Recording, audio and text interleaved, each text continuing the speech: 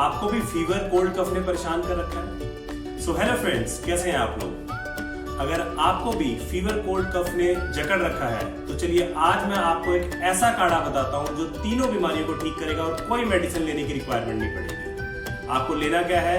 1/4 चम्मच अजवाइन, मेथी, सौंठ, हल्दी, 10 तुलसी के पत्ते, 8 काली मिर्च, 5 लौंग और 2 से 4 इंच की आपको गिलोय की स्टेम लेनी है। इसको 250 ml पानी में बॉईल करना है जब तक वो आधा रह जाए। ऐसा आपको दिन में 3 से 4 बारी लेना है। आप देखेंगे 1 से 2 बार में ही आपको आराम आना शुरू।